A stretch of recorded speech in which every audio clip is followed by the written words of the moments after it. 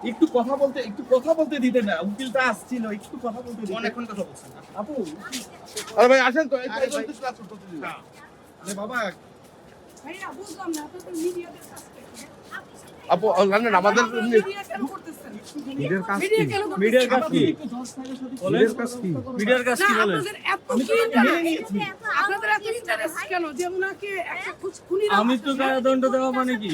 এটা কি নিউজ না? এখানে উনাকে অন্যায়ভাবে আরে উনাকে অন্যায়ভাবে ভাই, তারপর আমি মেনে বললেন, নিয়েছি। বললেন।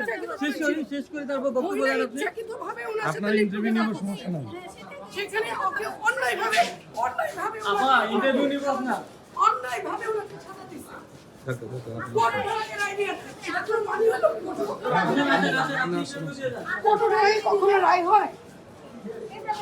বিয়ের প্রলোভন দেখিয়ে দিনের পর দিন দর্শন করে।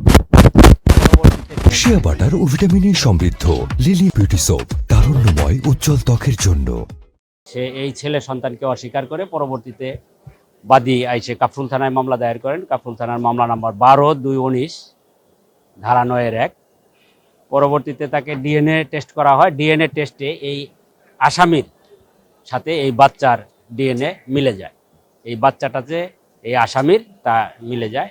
পরবর্তীতে মামলাটি এই কাফরুল থানায় দায়ের হওয়ার পর তদন্তকারী কর্মকর্তা 25/11/2019 ইং তারিখে তদন্তপূর্বক সত্যতা পেয়ে রিপোর্ট প্রদান করেন।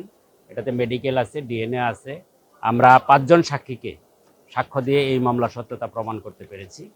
বিজ্ঞ আদালত সন্তুষ্ট হয়ে আজকে এই আসামিকে আমৃত্যু কারাদণ্ড, যাবজ্জীবন কারাদণ্ড প্রদান করেছে এবং এই 2 লক্ষ টাকা এই আসামির 2 লক্ষ টাকা জরিমানা করেছে। এই টাকাটা ডিসি ঢাকাকে নির্দেশ দিয়েছে যে এই টাকাটা তুলে ভিকটিমকে প্রদান করার জন্য। না, আসামি পলাতক না, আসামি বাংলাদেশ সুপ্রিম কোর্ট আমার আসামি নারী শিশু 4-এর আসামির নাম মোহাম্মদ জাহাঙ্গীর হোসেন। ওনাকে 9-1 মামলায় আজকে সাজা দিয়েছে আমৃত্যু কারাদণ্ড। এটা অন্যায়ভাবে দিয়েছে। কোর্ট ওঠার আগে আমাদের মাননীয় বিচারক ওনার রায়টা দিয়ে দিয়েছে। মেবি 10টা-15 কিংবা 20-এর দিকে দিয়েছে। আমরা কোর্ট উঠবে 10:30টায়, কিন্তু আমরা এসে দেখলাম আমাদের রায় হয়ে গেছে। আর এখানে সাক্ষী প্রমাণিত হয়েছিল যে এখানে ধর্ষণ হয়নি, মহিলা ইচ্ছাকৃতভাবে তার সাথে একসাথে ছিল। সেইখানে তাকে যে রায়টা দিয়েছে সেটা অন্যায়ভাবে রায়টা দিয়েছে। আমরা এই রায়ের বিরুদ্ধে আমরা মহামান্য হাইকোর্টে আপিলে যাব। আশা করি সেখানে আমরা অবশ্যই আমাদের আসামিকে বেনিফিট দেব। আর রায়টা সাধারণত লাস্টে দেওয়া হয়।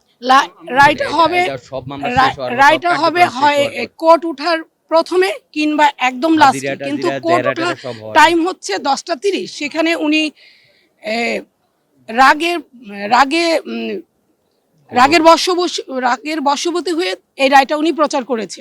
এতে আমরা সংক্ষুব্ধ। আসামি কিছু বলতে চাচ্ছিলেন, আমরা দেখলাম, কি বলতে চাচ্ছিলেন? আসামি বলতে চাচ্ছিল যে আসামি যে মহিলার সাথে ঘটনাটা ঘটিয়েছে কিংবা মহিলা তার সাথে ঘটনাটা ঘটিয়েছে, সেখানে হচ্ছে মহিলা প্লাস বাচ্চাকে উনি মেনে নিয়েছে, এইটাই আসামি বলতে চেয়েছিল। কিন্তু বিচারপতি ওনার কথা না শুনেই রায়টা প্রকাশ করে দিয়েছে।